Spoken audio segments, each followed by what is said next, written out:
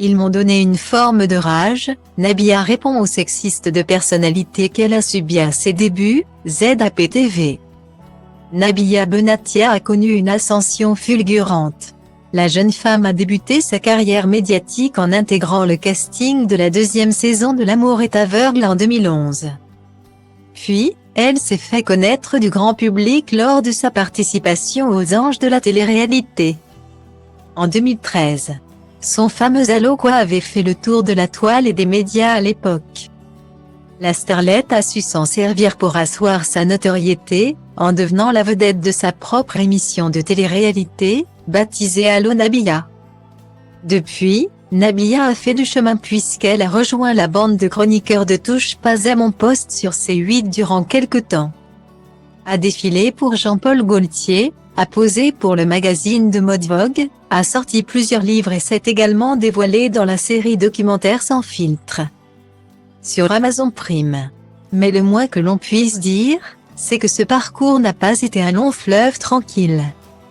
À l'occasion de la nouvelle émission Cosmic Love, animée par Nabila sur Amazon Prime à partir de vendredi 6 janvier 2023.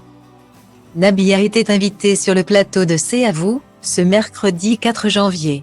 Des archives d'émissions, durant lesquelles elle avait reçu des insultes virulentes à ses débuts, ont été diffusées.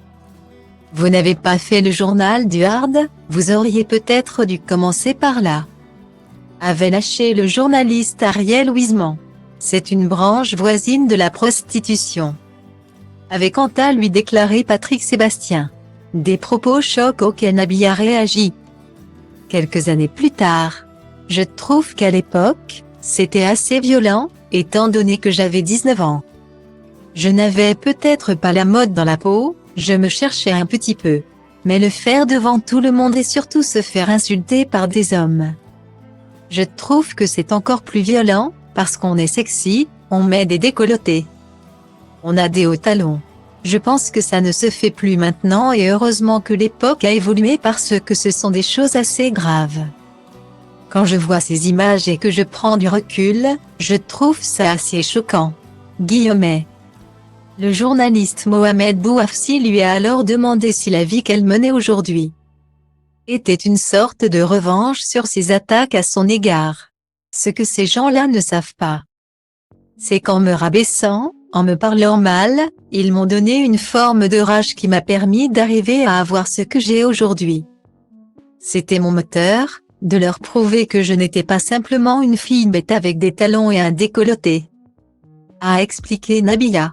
Et de conclure, je remercie ces gens-là aujourd'hui, parce que c'est grâce à eux que j'ai une très belle vie.